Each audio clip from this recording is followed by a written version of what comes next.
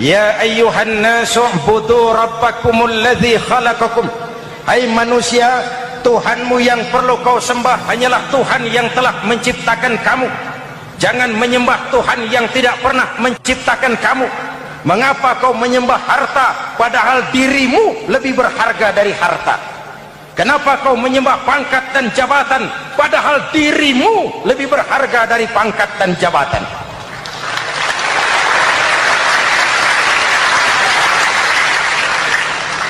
Assalamualaikum warahmatullahi wabarakatuh. Waalaikumsalam warahmatullahi wabarakatuh. Bapak-bapak, ibu-ibu, saudara-saudara kaum muslimin rahimakumullah. Pada pertemuan yang lalu sudah saya jelaskan bahwa hidup selalu berakhir dengan kematian. Apabila datang kematian menimpa seseorang, datanglah kiamat baginya. Itu yang disebut dengan kiamat kecil. Hakikatnya mati adalah perpindahan dari kehidupan di dunia ini menuju kehidupan di alam barzakh. Menunggu kita di alam barzakh sampai datangnya saat kiamat, entah 10 tahun, entah 100 tahun, entah 1000 tahun, hanya Allah saja yang maha tahu.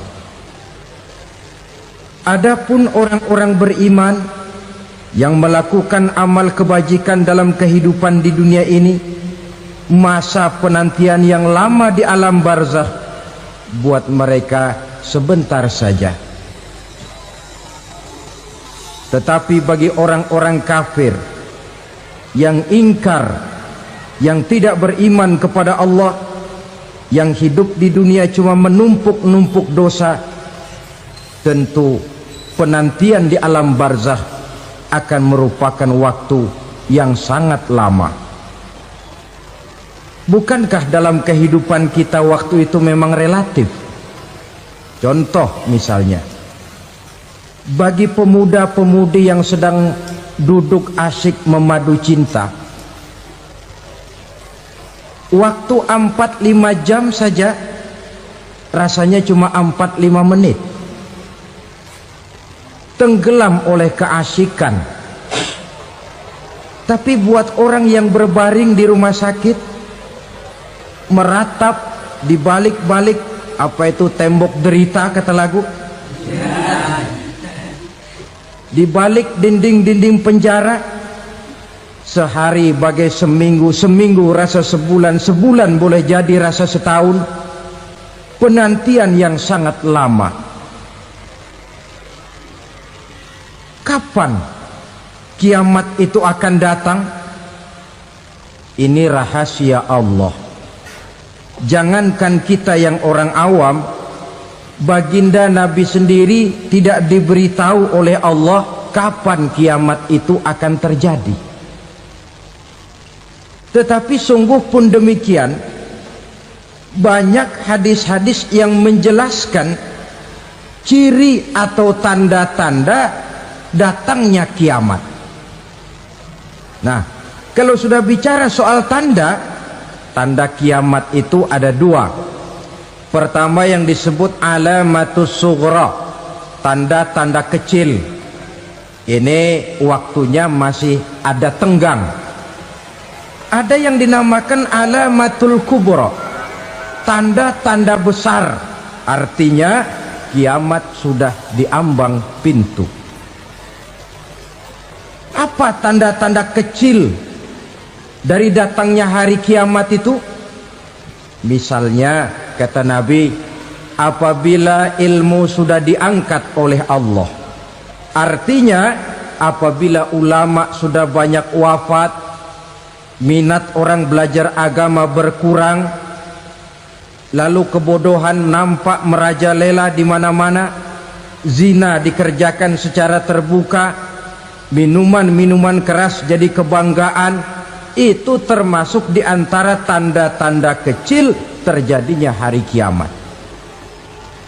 Apalagi misalnya iza waladatil ammatu rabbataha, apabila budak sudah melahirkan tuan. Apa maksudnya? Ada yang mentafsirkan apabila anak sudah bisa membudaki orang tuanya. Orang tua yang melahirkan dia, yang membesarkan dia, demi setelah si anak besar jadi orang berpangkat, bertitel, berharta, berkedudukan, jadilah orang tua itu budaknya. Sehingga sering dibilang kalau orang tua kaya, anak jadi raja. Tapi kalau anak yang kaya, orang tua sering jadi budak. Apalagi munculnya fitnah yang bergelombang, timbul perang antara dua bangsa yang besar, waktu berjalan terasa sangat pendek sekali. Itu merupakan tanda di antara tanda-tanda kiamat. Termasuk di dalamnya sulit membedakan mana laki, mana perempuan.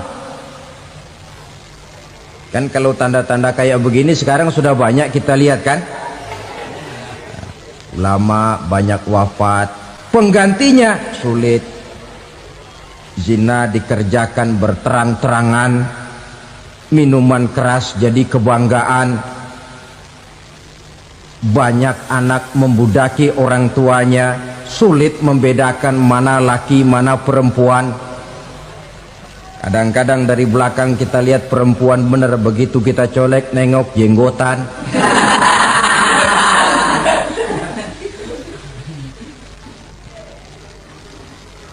Ini termasuk tanda-tanda kecil, masih ada tenggang sampai akan terjadinya kiamat itu.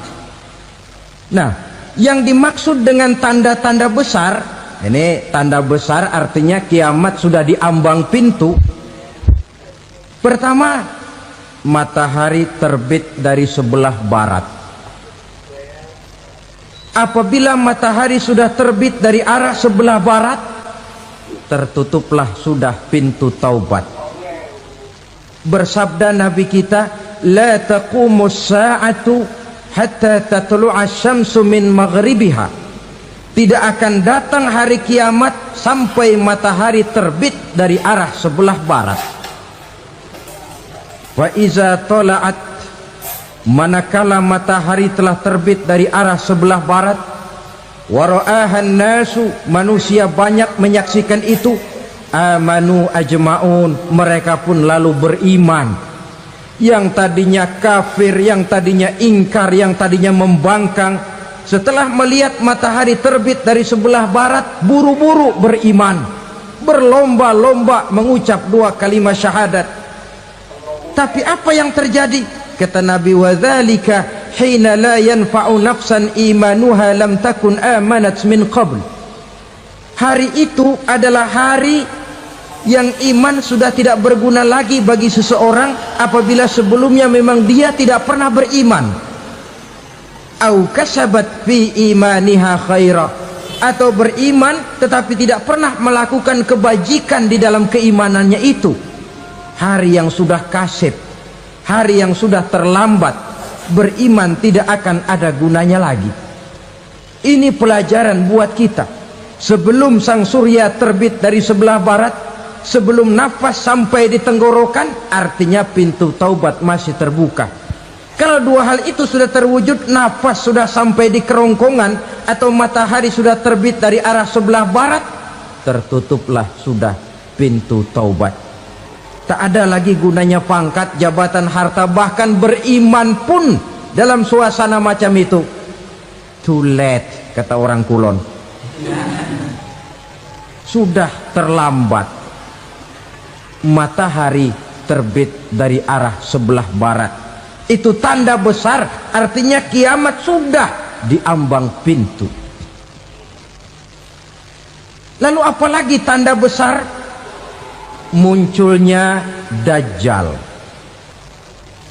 Dajjal artinya pendusta-pendusta yang menyesatkan manusia.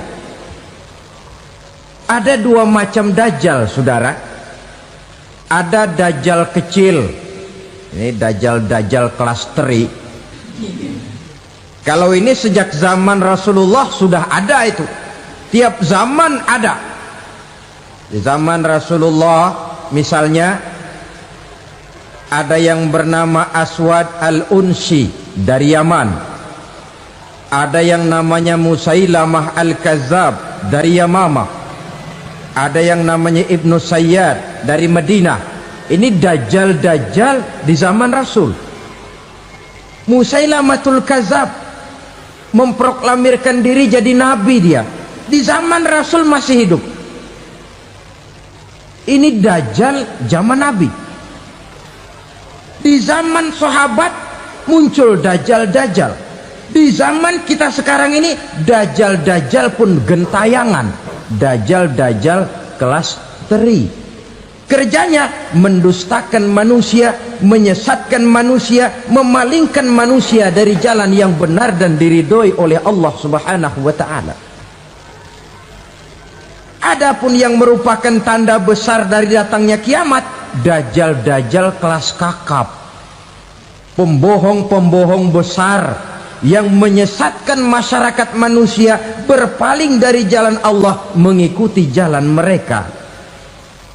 Apa sih ciri dajjal itu? Kata Nabi dalam hadis Bukhari Muslim, inna dajjala, sesungguhnya yang namanya dajjal itu yakhruju, satu saat akan muncul mendekati hari kiamat, wa inna ma'ahu ma'an, si dajjal ini membawa air, wa naran, dan juga membawa api. Dua simbol, di tangan yang satu dia bawa air, di tangan yang satu dia bawa api. Wa ammal ladzi yarahu an-nasu ma'an fanarun, adapun yang orang banyak lihat air, hakikatnya adalah api. Yang dilihat api, hakikatnya adalah air. Oleh sebab itu, kalau api yang ditawarkan, ambillah air. Kalau air yang ditawarkan, pilihlah api. Maksudnya apa ini? Ini bahasa simbol, saudara-saudara. Dajjal bicaranya seolah-olah untuk kepentingan manusia, menawarkan surga. Surga yang dia tawarkan hakikatnya neraka. Hai manusia, kalau kau mau bahagia, jangan dekat-dekat dengan agama. Solat itu tidak efektif dan efisien, tidak produktif dari segi ekonomi itu. Menghadiri majelis taklim cuma buang-buang waktu. Tahajud, tasbih, tahlil, baca Quran, apa itu? Pekerjaan mubazir saja. Hidup ini cuma sekali, masa yang cuma sekali, manfaatkan dengan sebaik-baiknya. Mumpung, dibawanya sifat mumpung, tetapi dalam pengertian yang sangat negatif. Bicaranya seolah-olah untuk kepentingan manusia, tetapi sebenarnya menjerumuskan manusia. Menawarkan air tapi sebenarnya api, menawarkan api tapi hakikatnya air. Buat apa kamu sholat? Buat apa kamu bayar zakat? Buat apa kamu puasa? Surga yang dicanangkan dajjal hakikatnya neraka. Neraka yang digambarkan dajjal pada dasarnya adalah surga. Jadi memutarbalikan fakta itu kerjaan dajjal. Yang hak jadi batil, yang batil dibilang hak, yang benar jadi salah, yang salah malah jadi benar. Tuntunan disuruh jadi tontonan, tontonan malah menjadi tuntunan. Itu pekerjaan dajjal profesinya. Zamannya Nabi Adam, dajjalnya kan iblis. Betul? Betul. Apa sih gang kerayuan iblis itu? Allah setelah menciptakan Nabi Adam kan bilang, Adam, kau dan istrimu Hawa tinggal di surga ini. Seluruh fasilitas yang ada di surga persilahkan kau nikmati. Satu yang tidak boleh, jangan coba-coba dekati pohon khuldi. Dekat saja jangan, apalagi sampai memetiknya. Datang dajjal yang namanya iblis ini.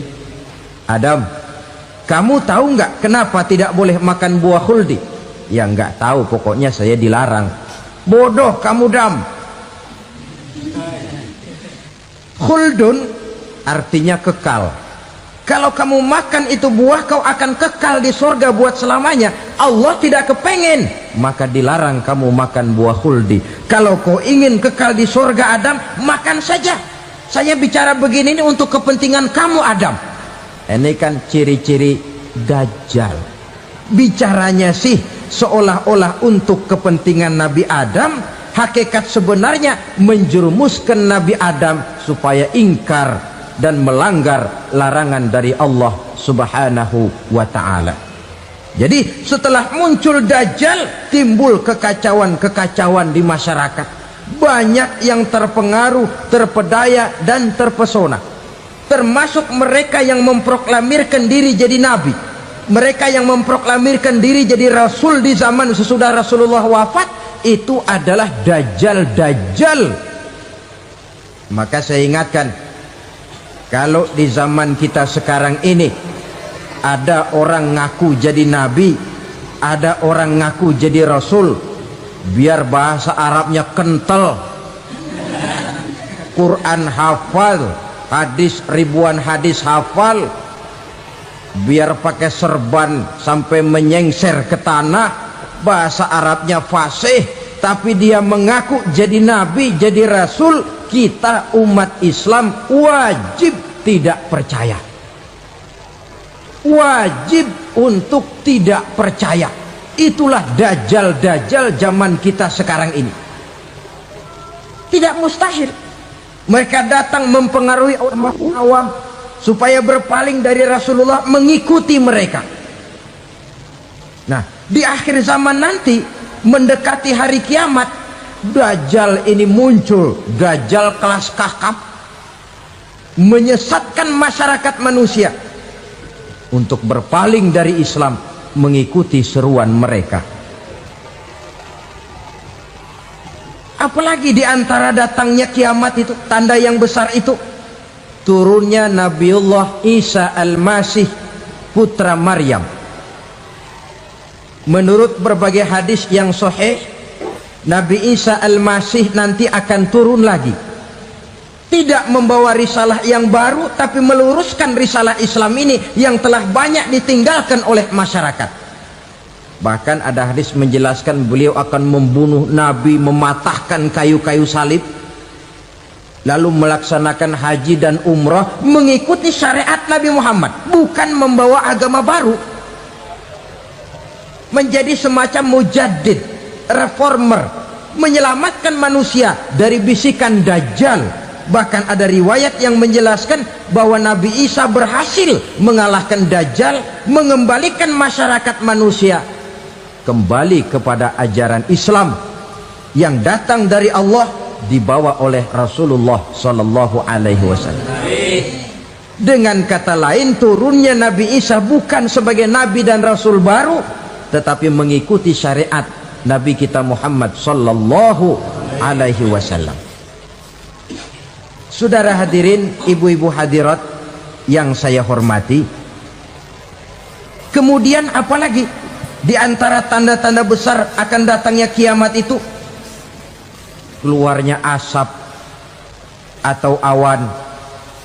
Kata Nabi, inna min asratis sa'ah dukhanan yamla'u ma bainal masyriqi wal maghrib.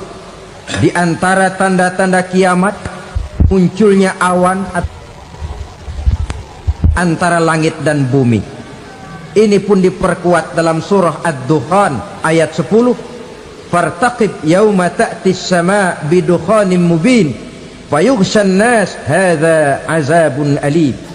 Bagi orang-orang yang beriman, mereka biasa-biasa saja, tapi bagi orang kufur, datangnya asap dan awan ini merupakan azab yang kelewat pedih.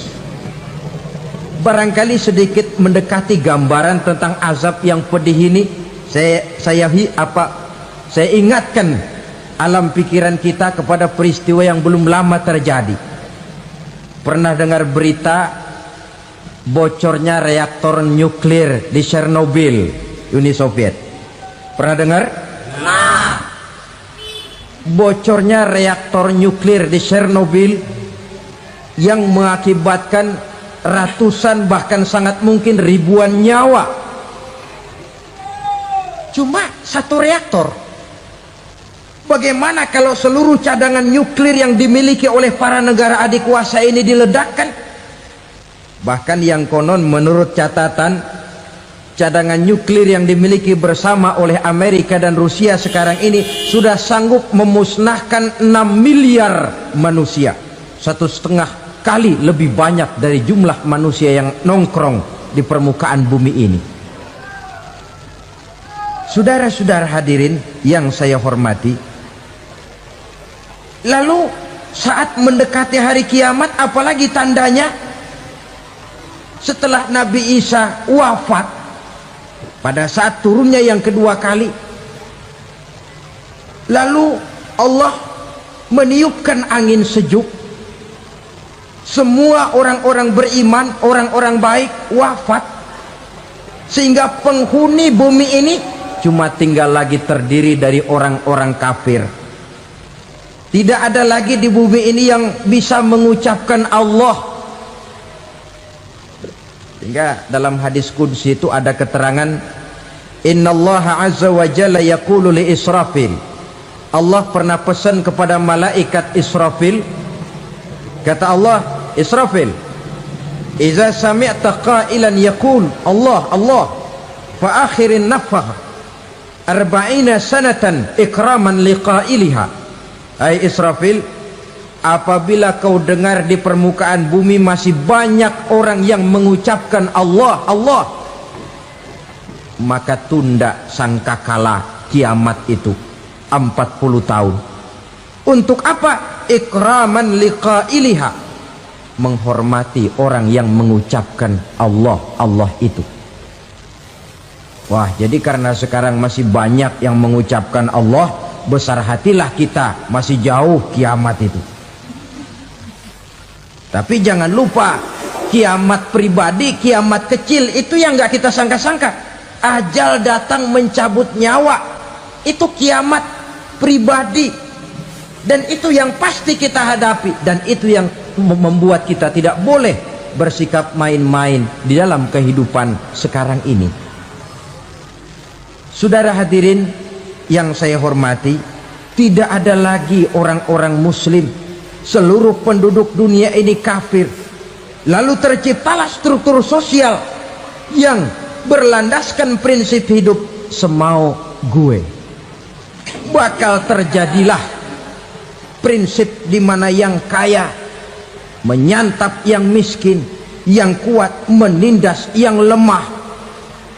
Hidup sudah bagaikan di rimba belantara, berlaku hukum rimba, siapa yang kuat dia yang menang, siapa yang lemah menjadi mangsa. Timbul kekacauan, maksiat merajalela, munkarat menjadi-jadi, sehingga isi bumi ini penuh dengan segala macam perbuatan dosa. Tidak ada perlunya lagi alam diperpanjang temponya. Datang saat yang sudah dijanjikan oleh Allah Azza wa Jalla, maka terjadilah yang disebut kiamat kubra, kiamat besar, kiamat ancur-ancuran. Bagaimana kejadian ini dimulai?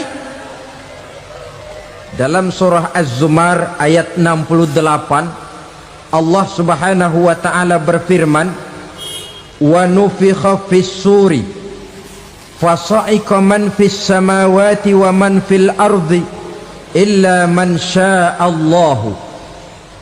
Maka manakala ditiuplah sangkakala, terkejutlah seluruh yang ada di langit dan seluruh yang ada di bumi. Bila saat kiamat datang, Allah perintah malaikat Israfil, Israfil, tiup sangkakalamu. Ditiuplah sangkakala oleh malaikat Israfil. Yang akibat daripada tiupan itu, seluruh yang ada di langit, seluruh yang ada di permukaan bumi terkejut. Yang ada di langit siapa? Malaikat kan. Bayangin aja kalau malaikat kaget, apalagi kita. Terkejut seluruh makhluk yang ada di bumi, yang ada di langit mendengar suara sangkakala itu. Bunyinya tidak sanggup kita bayangkan dahsyatnya. ledakan nuklir, ledakan neutron, belum apa-apa ketimbang bunyi sangkakala malaikat Israfil ini. Nah, lalu mendengar bunyi sangkakala ini, gemparlah makhluk, kacaulah alam.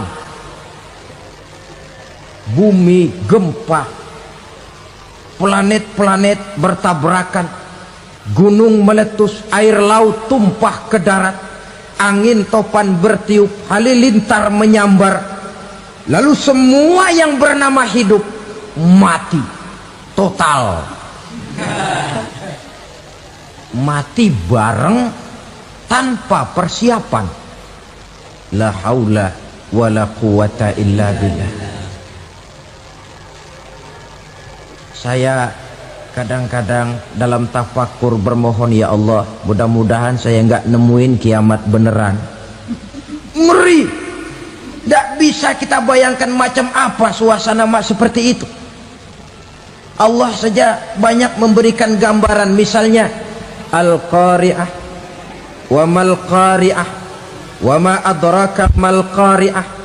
Kejadian yang menggemparkan. Tahukah kamu apa kejadian yang menggemparkan itu?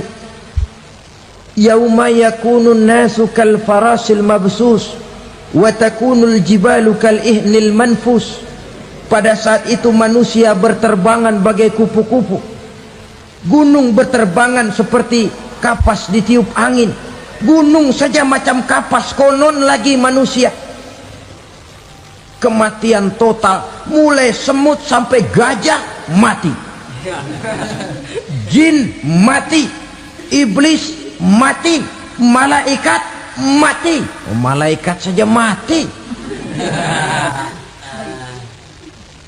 Saudara hadirin yang saya hormati, kematian total yang tanpa persiapan.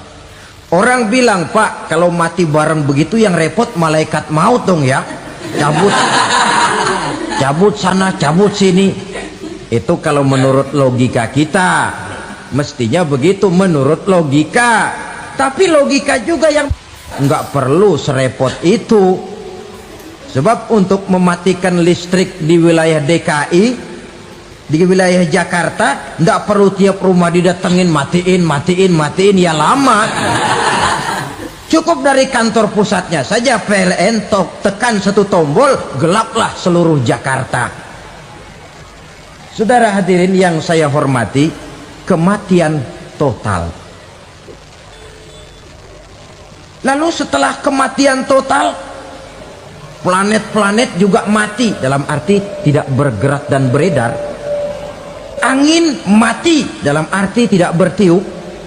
Air mati, dalam arti tidak ada riak gelombang. Pokoknya semua mati. Kullu nafsin za'iqatul maut, semua yang bernafas mati. Dalam ayat lain, kullu man 'alaiha fan, semua yang ada di permukaan bumi fana. Yang kekal cuma Allah Subhanahu wa ta'ala. Yang paling belakang mati malaikat maut dan malaikat Israfil. Tapi mati juga sesuai dengan janji Allah. 10 lamanya. Tidak dijelaskan oleh Abi Hurairah 40 jam, apa 40 hari, apa 40 tahun. Hadis-hadis cuma menyebutkan 40 saja. Sunyi alam, yang tinggal cuma Allah saja lagi. Ketika itu Allah berseru-seru, katanya, limanil mulkul yauma, siapa para penguasa hari ini? Mana itu raja-raja dan penguasa yang dulu mengaku jadi Tuhan? Fir'aun, mana Fir'aun sekarang? Yang dulu jadi raja, merasa berhasil, sombong, lalu tidak mau turun-turun dari kekuasaannya, sampai kepada puncak kekurang ajarannya mengangkat diri jadi Tuhan. Mana itu Fir'aun? Namrus, mana sekarang Namrus? La ilaha illa ana, ternyata tidak ada Tuhan lain selain daripada aku, kata Allah. Proses kemudian, saudara-saudara, turunlah hujan dari langit. 40 lamanya hujan itu, tidak jelas juga 40 jam apa 40 hari. Setelah air turun membasahi, datanglah tiupan sangkakala yang kedua. Semua yang bernama mati bangkit dari kuburnya masing-masing. Ini yang disebut Yaumul Ba'thi, hari kebangkitan. Allahu Akbar. Pada saat kita bangkit dari kubur kita masing-masing, kumpul di padang mahsyar namanya. Bayangin aja, saya sendiri nggak sanggup bayangin. Manusia sejak zaman Adam sampai zaman kiamat kumpul bareng di tempat sama. Berapa banyaknya itu?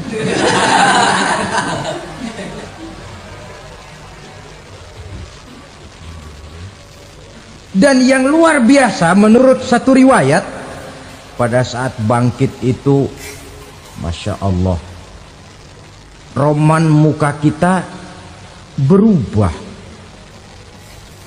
disesuaikan dengan amalan kita waktu di dunia ini.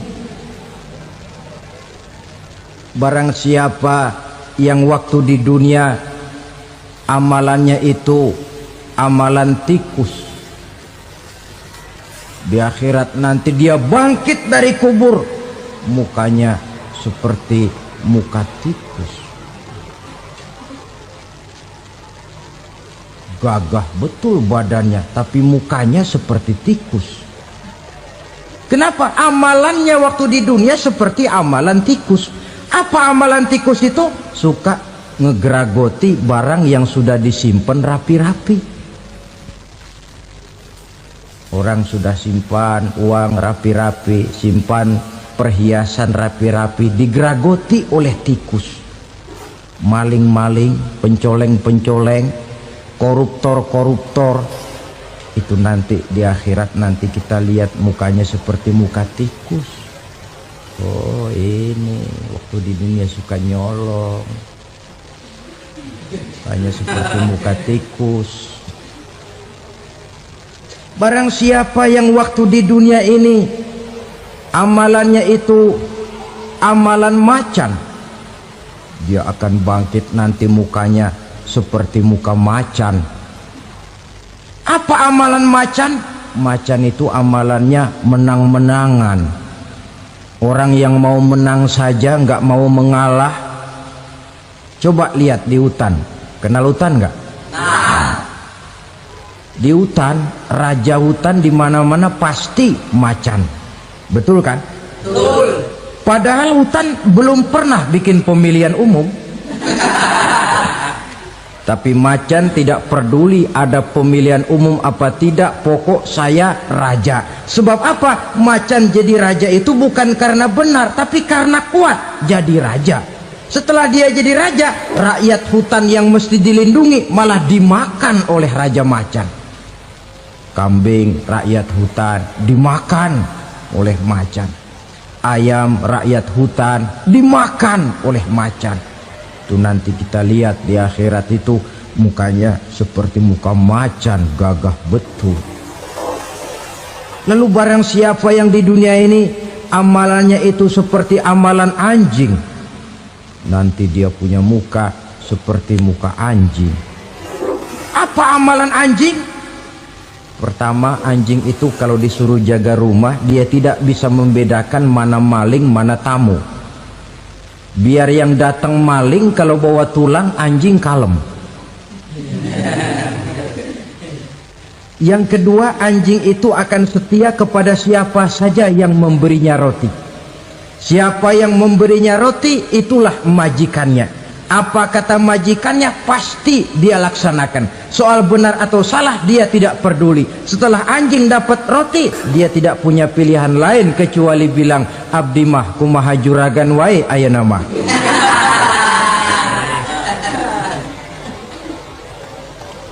Saudara hadirin yang saya hormati,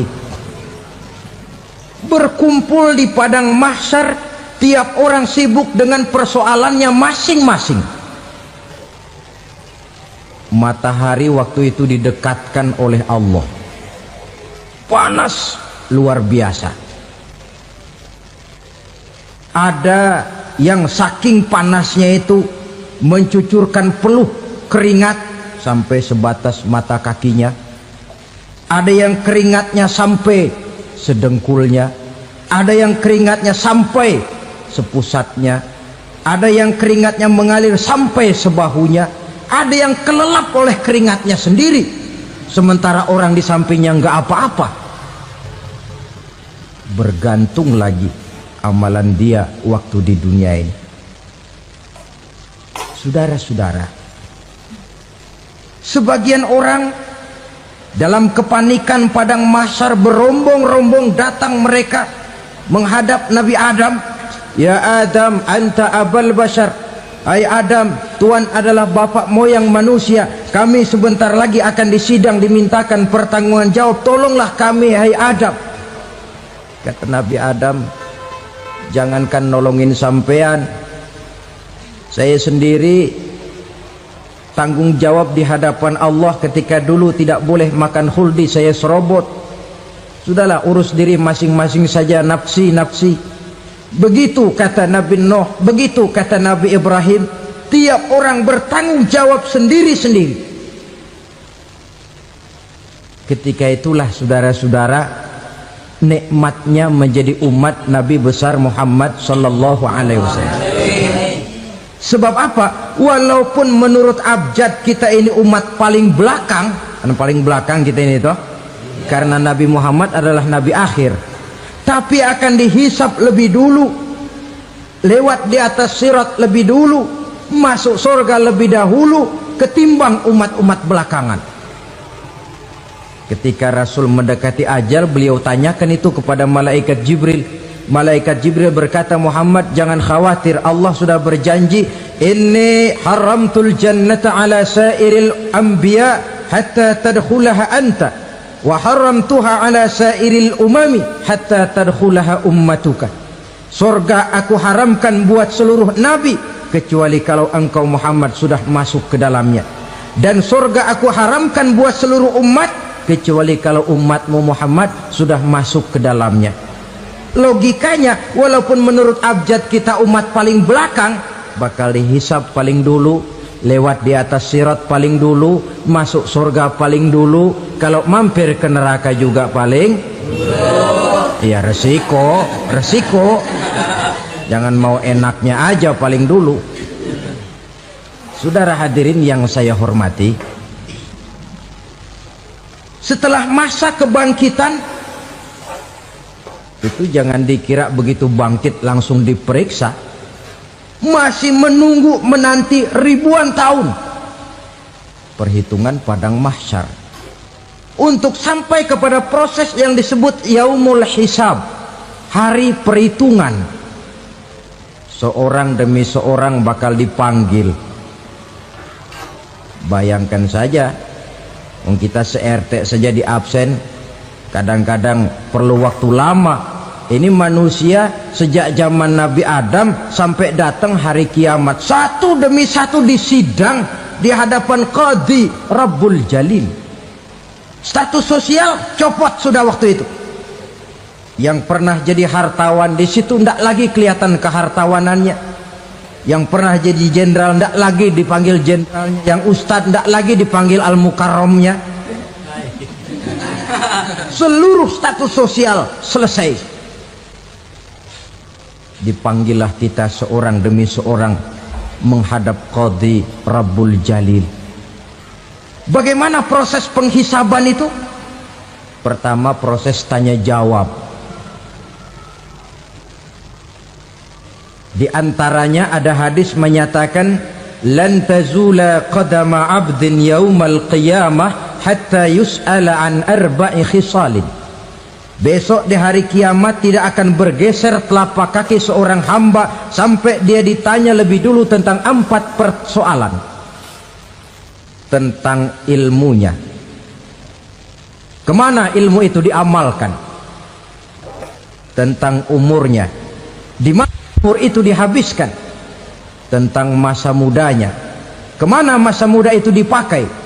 Tentang hartanya, dari mana harta itu didapat dan kemana harta itu dibelanjakan. Ini termasuk proses tanya jawab. Jadi kalau istilah pengadilan dunia, nama Fulan bin Fulan. Kamu waktu di dunia diberikan umur panjang untuk apa? Pernah mengalami masa muda, kemana kau habiskan masa remajamu? Kau diamanahkan ilmu, dengan apa ilmumu kau amalkan? Kau diberikan harta, dari mana harta kau dapat, kemana kau belanjakan? Tak seorang pun yang bisa mungkir. Sebab apa? Dikala itu yang menjadi saksi bukan orang. Yang menjadi saksi adalah seluruh anggota badan kita. Tangan bicara, kaki jadi saksi terhadap seluruh amalan yang pernah kita kerjakan pada saat kehidupan di alam dunia ini. Selesai proses tanya jawab, lalu diperlihatkan buku catatan kita waktu hidup di dunia ini. Jangan lupa Allah itu menyiapkan 2 superkomputer kepada kita. Sebelah ditempelin sebelah kanan, yang sebelah tempelin di sebelah kiri. Komputer itu namanya Raqib dan Atid, 2 malaikat yang apabila baik kita lakukan, refleks saja akan menulis kebajikan kita. Jahat kita kerjakan, akan tertulis. Catatan itu nanti diperlihatkan kepada kita. Waduh, alangkah malunya pada saat diperlihatkan catatan kita, buku rapot kita merah melulu. Barangkali diperiksa sambil diomelin, brengsek lo.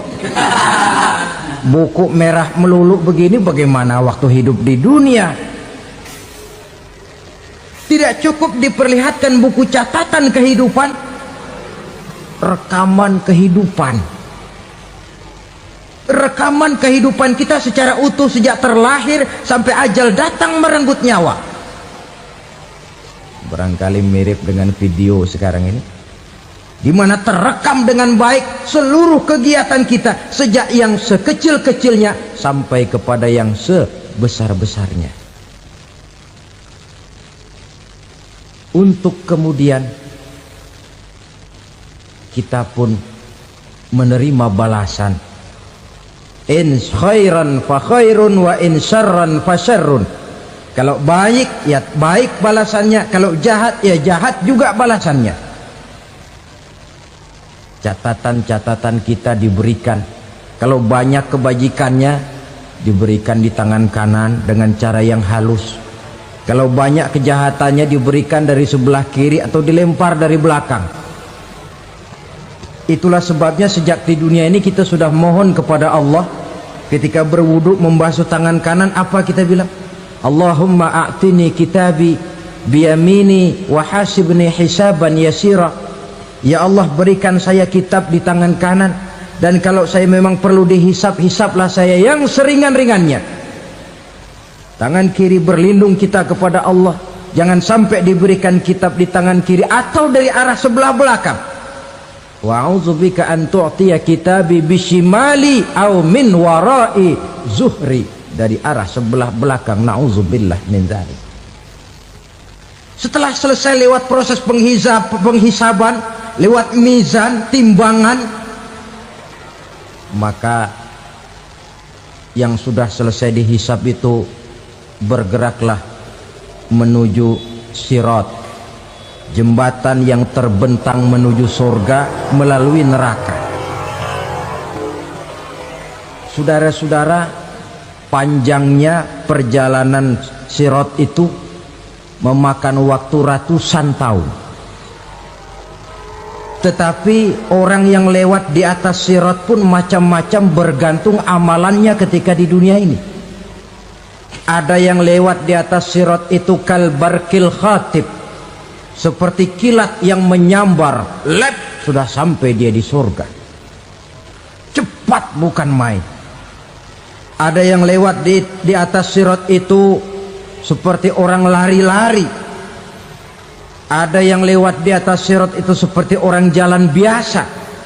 Ada yang sambil merangkak, ada yang sambil ngesor, ada yang sambil gelayutan, ada yang selamat sampai ke ujung ke surga, ada yang tergelincir jatuh masuk ke dalam neraka, bergantung amalannya dalam kehidupan di dunia sekarang ini. Tiap kita akan melewati yang namanya sirat ini. Saudara-saudara kaum muslimin yang saya hormati, dengan demikian mereka yang selamat melalui sirat sampai ke terminal akhir surga, mereka yang ketika dihisab ternyata banyak kejahatannya daripada kebaikannya, mereka singgah di dalam neraka. Nah, adapun orang-orang yang beriman menurut ayat Quran dan hadis Nabi itu nanti ada bermacam-macam. Ada orang beriman itu yang dimasukkan surga. Ada orang beriman itu yang dimasukkan ke dalam surga. Ada orang beriman itu yang disebut penduduk surga. Kenapa lain-lain, Pak? Karena waktu di dunia amalannya juga lain-lain. Ada orang beriman yang masuk surga. Ini paling murah tiketnya. Mau masuk surga? Kata Nabi begini, ma min abdin qala la ilaha illallah thumma mata ala dhalik illa dakhalal jannah. Kalau seorang hamba sudah mengucap dua kalimat syahadat, dia yakin dengan kebenaran kalimat itu sampai matinya, orang itu akan masuk surga. Abi Dzar yang waktu itu diajak bicara heran, ya Rasul kok gampang betul? Iya, walaupun orang itu mencuri, iya, walaupun orang itu berzina, iya, biar dia mencuri, biar dia berzina, kalau dia sudah mengucap dua kalimat syahadat, dia yakin dengan kebenaran kalimat itu sampai matinya, itu orang akan masuk surga. Jadi masuk surga cukup dua kalimat syahadat, yakin sampai mati, masuk surga.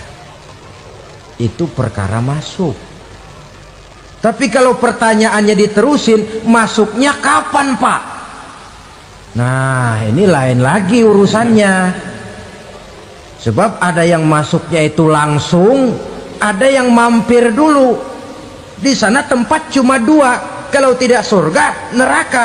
Mau ke surga tapi mampir dulu, yang mampirnya jelas di neraka.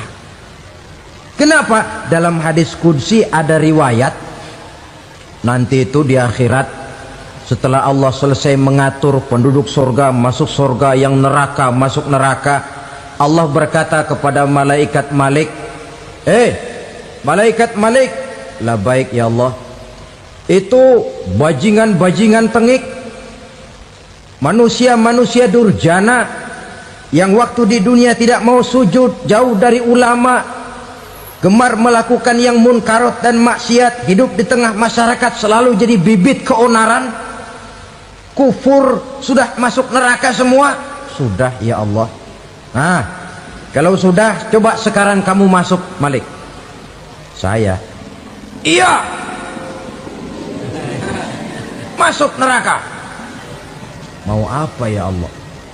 Kata Allah, akhriju minan nar man kana fi qalbihi misqala habatin min khardalin min iman.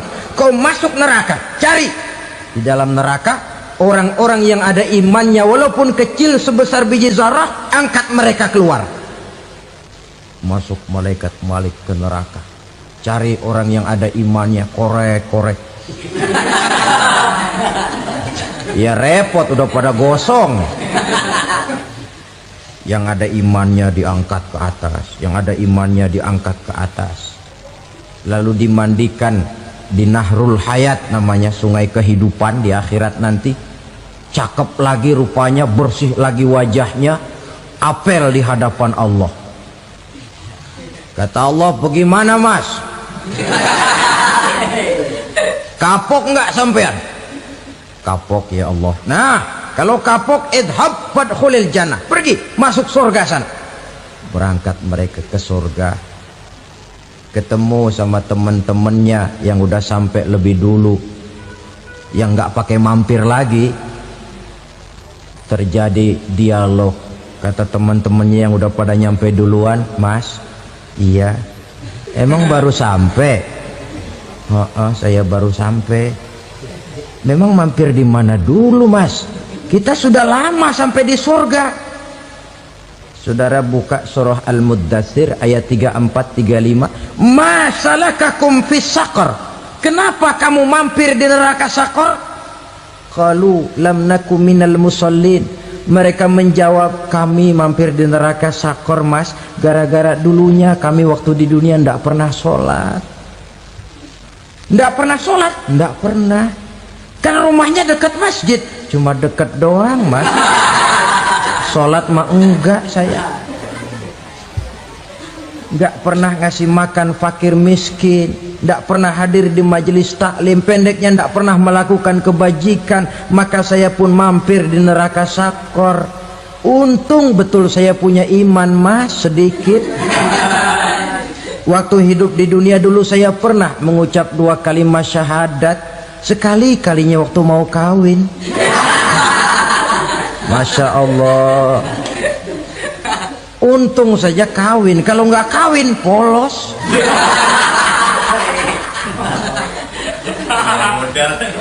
Itu juga pengulu sudah setengah mati ngajarin. Asyhadu alla, asyaduaan, asyaduaan.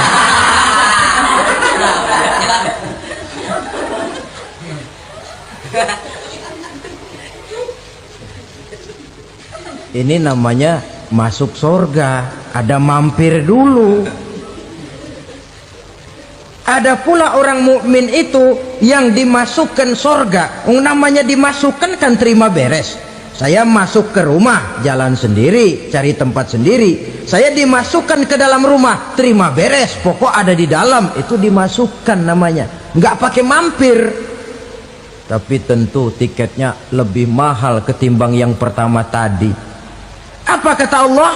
Innal ladzina amanu wa amilus salihat la ukaffiranna anhum sayyi'atihim wa la udkhilannahum jannah.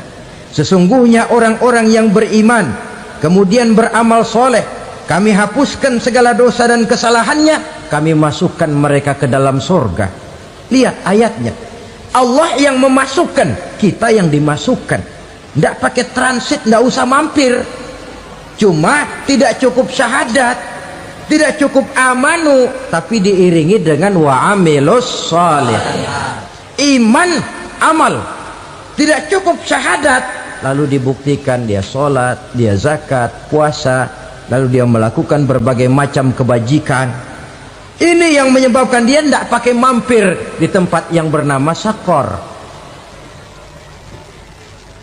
Lalu ada pula orang mukmin itu yang disebut penduduk surga. Wah, ini sudah VIP ini. Ashabul jannah, penduduk surga. Siapa mereka? Kata Allah, innal ladzina amanu summa istaqamu fala khaufun alaihim wala hum yahzanun ulaika ashabul jannah hum fiha khalidun.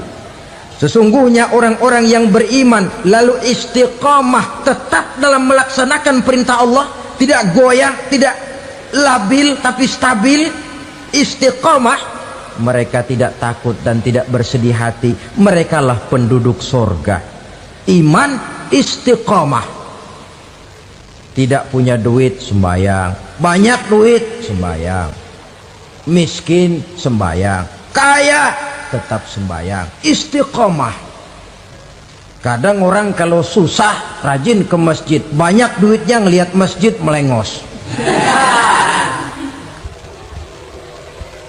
Waktu miskin hamba Allah, setelah kaya jadi hamba harta.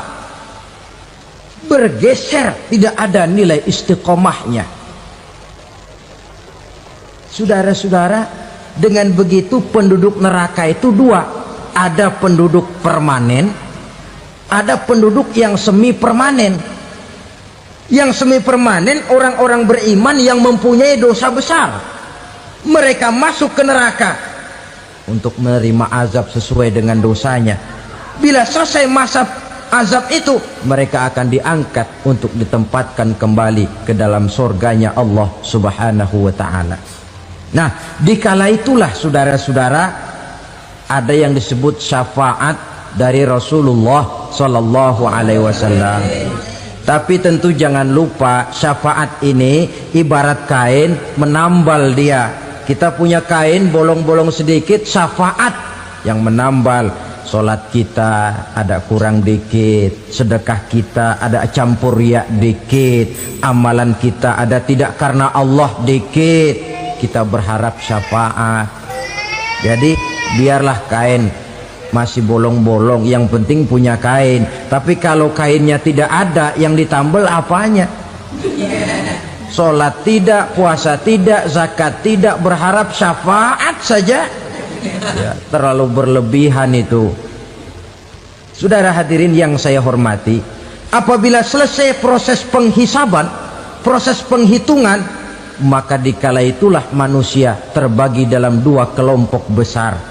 Fariqun fil jannah wa fariqun fis sa'ir.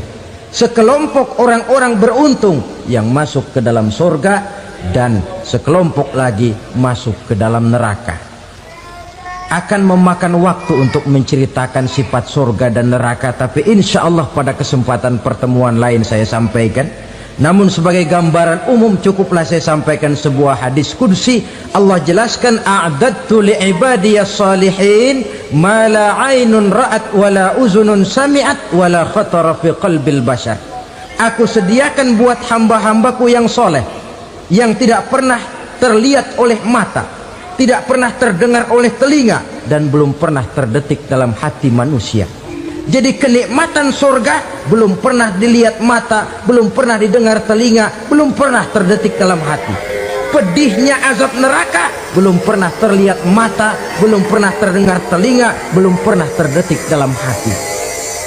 Saudara hadirin yang saya hormati, oleh karena itu sebagai uraian akhir daripada kiamat ini, marilah sama-sama kita memanfaatkan hidup dengan sebaik-baiknya, supaya jangan timbul penyesalan di hari kemudian nanti. Mudah-mudahan kita seluruhnya diselamatkan Allah dari azab neraka dan mendapat surga dan ridhonya. Sekian dan demikianlah pertemuan kita kali ini.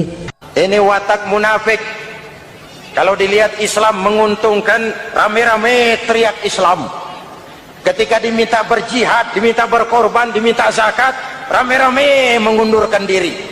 Saya bangkrut pak, saya miskin pak, saya pailit pak. Mental itu dalam awal-awal Baqarah dijelaskan. Kullama adha'a lahum masyaw fih wa idza adlama alaihim qamu. Kalau terang mereka berangkat, kalau gelap mereka mandek. Itu ciri orang munafik beragama. Kalau Islam menguntungkan, rame-rame teriak Islam. Ketika diminta berjihad, berkorban, berjuang, rame-rame mengundurkan diri. Membentuk kualitas sumber daya manusia dengan menanamkan nilai-nilai keimanan, membebaskan dari ketergantungan kepada benda. Ya ayyuhan nasu u'budu rabbakumul ladzi khalaqakum. Hai manusia, Tuhanmu yang perlu kau sembah hanyalah Tuhan yang telah menciptakan kamu. Jangan menyembah Tuhan yang tidak pernah menciptakan kamu. Mengapa kau menyembah harta padahal dirimu lebih berharga dari harta?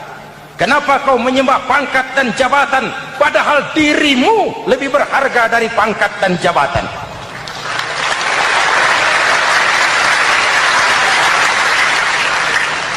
Diajak rasio berpikir, Tuhanmu yang perlu kau sembah hanyalah Tuhan yang menciptakan kamu.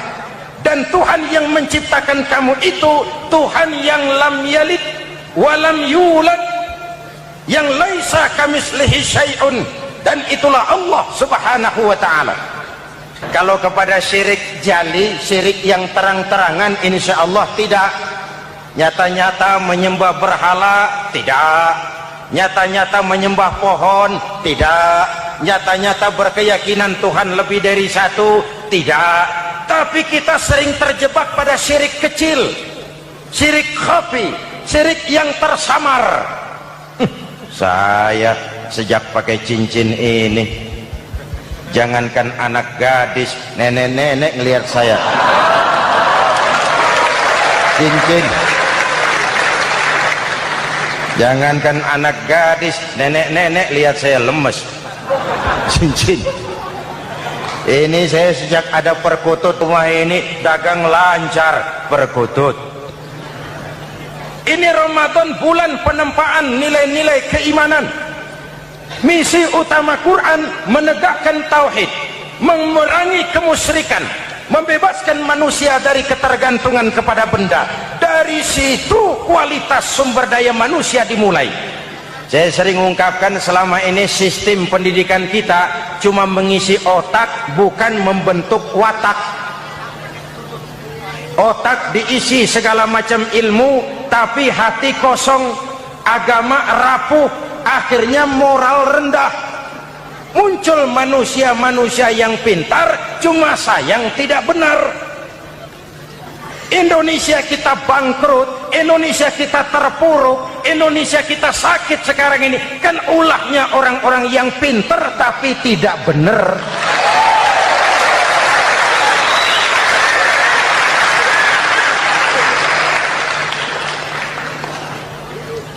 Dan kalau saya bicara kayak begini, ini bukan pidato politik, ini nurani.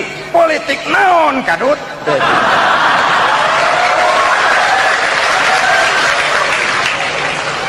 Ini nurani, ini tanggung jawab sebagai anak bangsa. Manusia bersuku-suku, ya. Manusia berbangsa-bangsa, memang itu diakui oleh Al-Quran. Min dzakari wa untha wa ja'alnakum syu'uban wa qabaila. Kami ciptakan kamu dari laki-laki dan perempuan.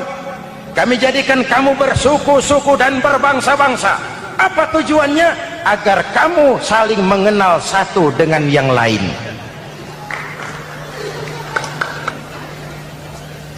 Yang terlepas dari ras, dari manapun orang datang, apapun warna kulitnya, dari suku apapun ia dilahirkan, kalau akidahnya sama, itu kan saudara kita.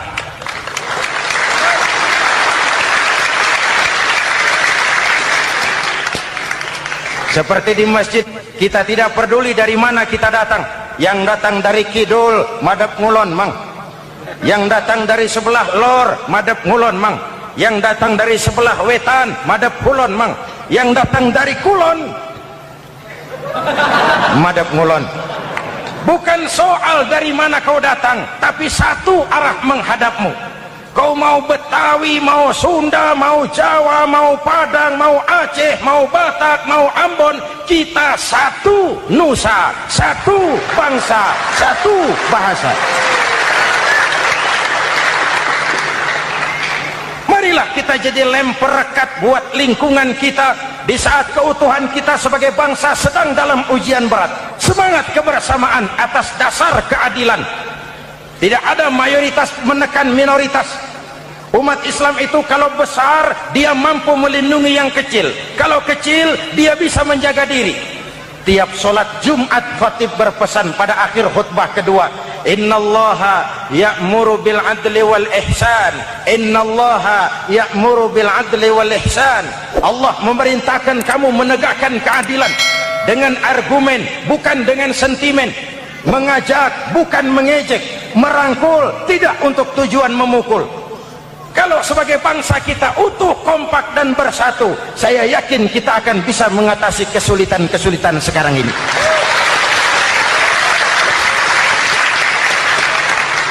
Kan kita prihatin kadang-kadang tawuran antar desa, antar RT, antar RW, antar kecamatan, sampai antar elit di atas.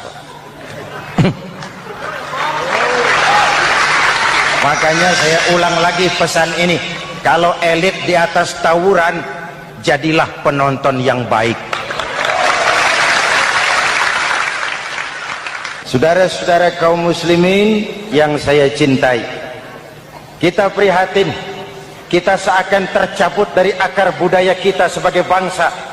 Kenapa kita yang berfalsafahkan Pancasila, kenapa kita yang berketuhanan yang Maha Esa tiba-tiba jadi beringas dan brutal? Muhammad Toha teriak takbir ngadepi Belanda, Bung Tomo teriak takbir ngadepi Belanda, ayeuna takbir ngadepi batur sadulur salembur. Nanaonan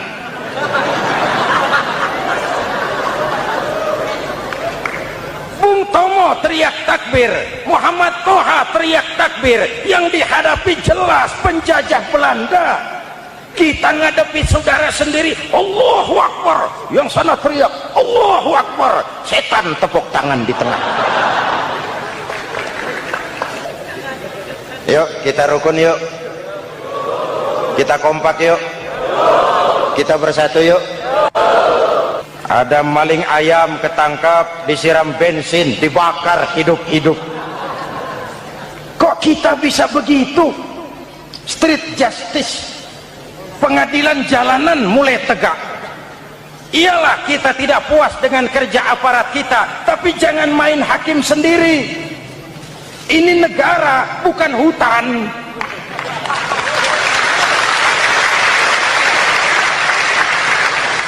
Jangan mencegah kemunkaran dengan menegakkan kemunkaran baru. Oleh hal-hal yang sepele yang mestinya kita bisa mencari jalan keluar dengan baik.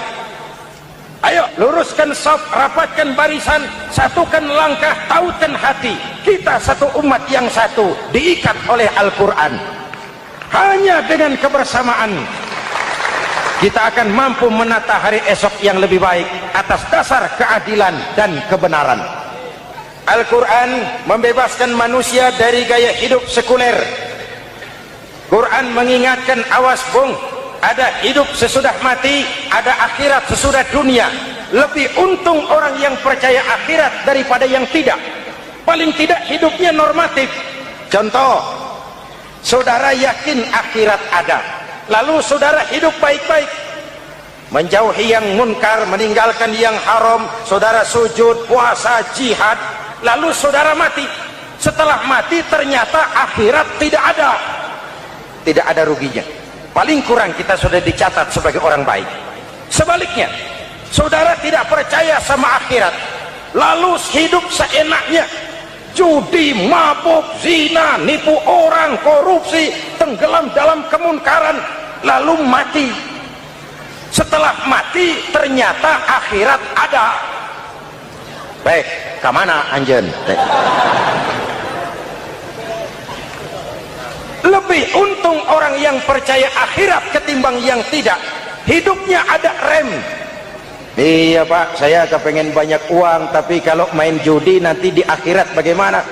Iya, saya kepengen jadi orang kaya, tapi kalau korupsi, nipu orang, buka peternakan tuyul, nanti di akhirat bagaimana? Gaya hidup yang berkeseimbangan.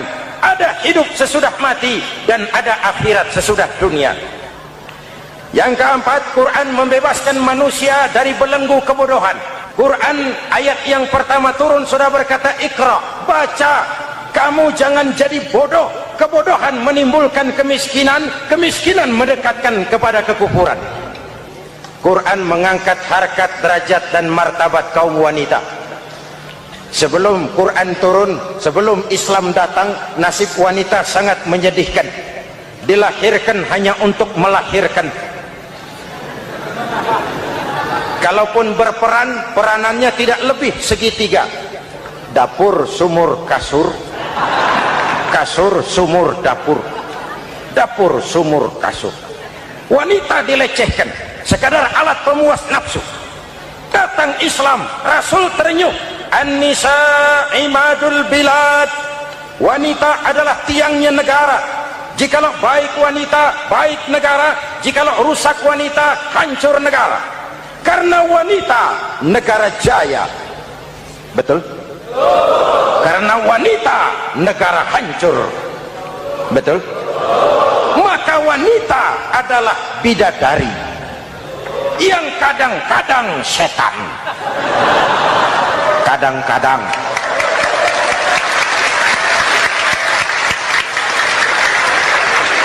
Karena yang hadir di sini bidadari semua. Ibu bapak, saudara-saudara hadirin yang saya hormati. Lalu bagaimana sikap kita terhadap Al-Quran? Quran sendiri menjelaskan, "Tsumma awrasnal kitaba alladzina istafaina min ibadina." Kemudian kami wariskan kitab Al-Quran yang kami pilih buat hamba-hamba kami yang terpilih. Luar biasa. Umatnya umat pilihan, rasulnya rasul pilihan, kitabnya pun kitab pilihan. Kami wariskan Al-Quran kepada hamba-hamba kami yang kami pilih. Bagaimana sikap mereka setelah menerima Al-Quran? Terbagi tiga. Pertama, faminhum zalimun linafsihi. Di antara mereka ada yang setelah menerima Al-Quran lalu zalim kepada dirinya sendiri. Diterimanya Al-Quran dengan lidahnya, tapi ditolak dengan perbuatannya. Mulutnya menjunjung Al-Quran, perbuatannya menginjak Al-Quran. Quran bilang ke barat, dia pergi ke timur. Quran bilang ke selatan, dia berangkat ke utara. Quran bilang haram, dia terjang. Quran bilang halal, dia tidak mau. Orang seperti itu tidak zalim kepada Allah, tapi zalim kepada dirinya sendiri. Apakah mudah-mudahan kita yang termasuk golongan ini, amin. Yang kedua, wa minhum muqtasid. Di antara mereka ada yang menerima Quran 50-50, separuh-separuh. Yang enak dilaksanakan, yang berat ditinggal. Padahal pada sisi lain Quran mengajarkan masuklah ke dalam Islam secara total, kafah, jangan separuh-separuh. Golongan yang ketiga, ini yang ideal. Wa minhum sabiqum bil khairati biiznillah. Di antara mereka ada yang setelah menerima Al-Quran lalu berlomba-lomba mengamalkannya, berlomba-lomba melaksanakannya. Jangan sampai yang baca Quran dengan suara merdu dapat piala, yang mengamalkan Quran dengan konsekuen dapat penjara.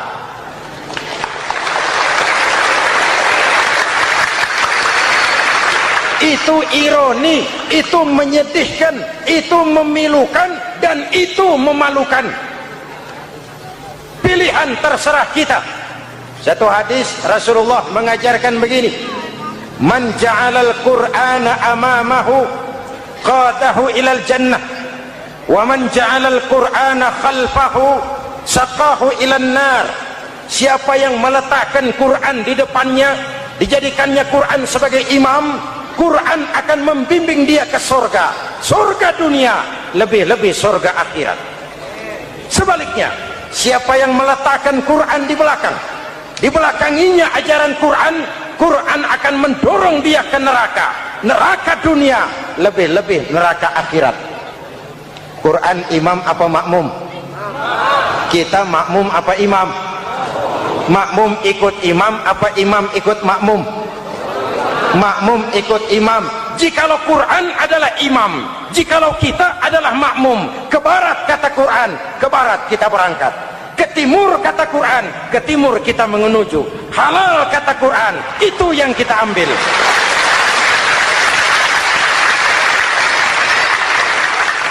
Ini laki-laki ini seneng nggak sama perempuan? Normal. Kalau nggak seneng saya ragu-ragu. Perempuan seneng nggak sama laki-laki?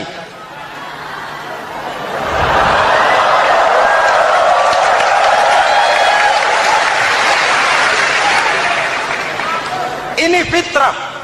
Laki-laki suka perempuan, perempuan suka laki-laki. Quran memahami itu. Hai laki-laki, kau senang dengan perempuan. Hai perempuan, kau suka dengan laki-laki. Oke, lewat sini, lewat pintu yang disebut nikah. Kalau kitab suci melarang nikah, itu bertentangan dengan fitrah manusia. Maka dalam Quran mulai dari umat sampai ulama dan segala profesi dianjurkan nikah. Kalau kiai tidak boleh nikah, saya pilih mengundurkan diri, Pak.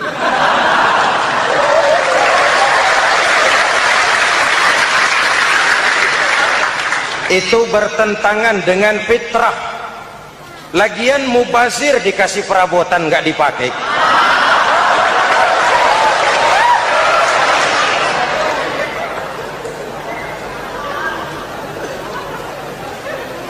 Fitrah.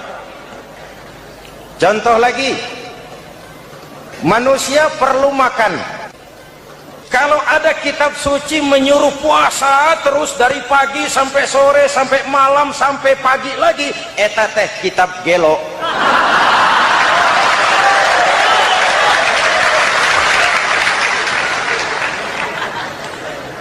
Quran sesuai dengan fitrah, puasa mulai dari imsak sampai datang waktu maghrib. Puasa ngebleng dari pagi sampai sore sampai malam merusak kesehatan. Malam berpuasa boleh bergaul dengan istri. Kenapa? Fitrah. Kalau siang tidak boleh, malam tidak boleh, sebulan penuh panas kepala.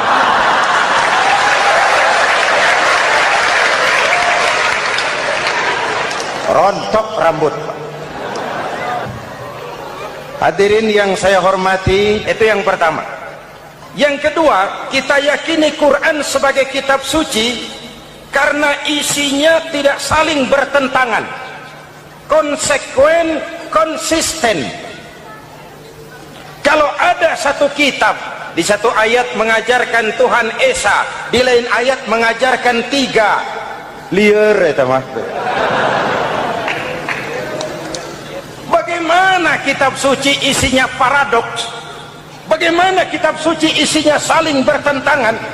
Di ayat manapun sekali Quran berkata Allah itu Esa, selamanya Esa. Isinya tidak saling bertentangan. Lalu yang ketiga, kita yakini Quran kitab suci karena dia bersih dari intervensi manusiawi. Sejak turunnya Al-Quran menantang, jikalau kamu ragu terhadap Quran yang kami turunkan kepada hamba kami Muhammad, kamu anggap itu cuma bikinan Muhammad. Kalau Muhammad bisa, kamu tentu bisa. Baik, bikin satu surah semacam Al-Quran. 14 abad yang lalu tantangan ini turun dan sampai malam ini belum terjawabkan. Pak, barangkali tidak ada yang mau coba. Banyak.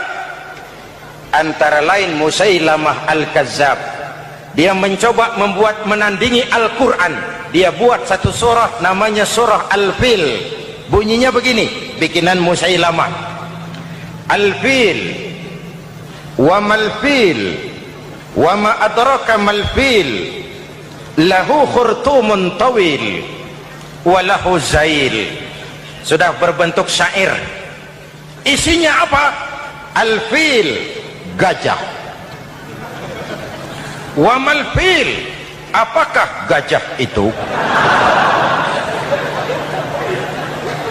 Wa ma adraka mal-fil, tahukah kamu apa itu gajah? Lahu khurtumun tawil, dia punya belalai panjang. Wa lahu zail, dan dia punya ekor. Nggak usah turun ayat begituan, orang tahu.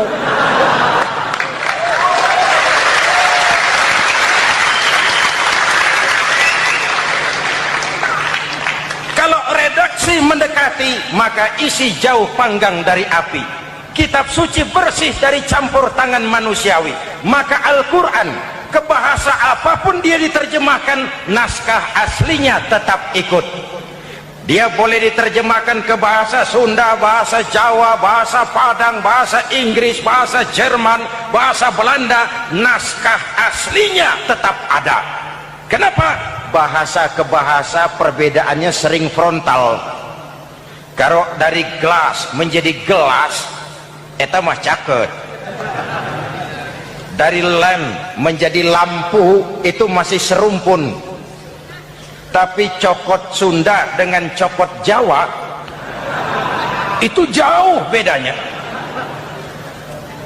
Atos Sunda dengan atos Jawa itu jauh. Ulama Sunda sama ulama Jawa nggak pernah akur kalimat atos ini.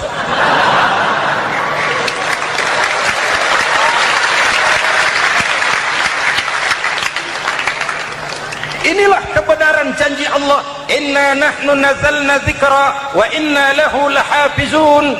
Kami yang turunkan Al-Quran, kami yang akan menjaganya. Ribuan orang hafal Al-Quran. Lalu apa pesan-pesan misi utama Al-Quran? Pertama, menegakkan tauhid. Ini yang lebih dahulu. Ibu bapak, saudara-saudara hadirin yang saya hormati, Rasul kalau masuk sepertiga yang akhir, sing-singan baju, hamparkan sajadah, lebih banyak di masjid daripada di rumah. Itu Rasul. Maka sepertiga yang akhir masjid makin ramai. Lihat Masjidil Haram. Lain dengan kita. Sepertiga yang akhir masjid mulai mengalami kemajuan. Safnya makin maju.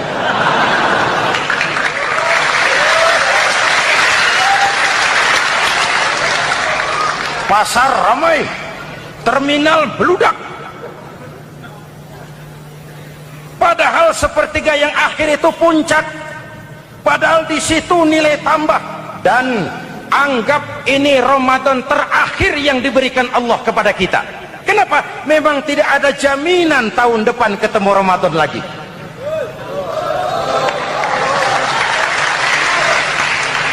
Anggap ini Ramadan terakhir yang diberikan Allah kepada kita. Tidak ada jaminan tahun depan Ramadan akan ketemu lagi. Tidak ada jaminan.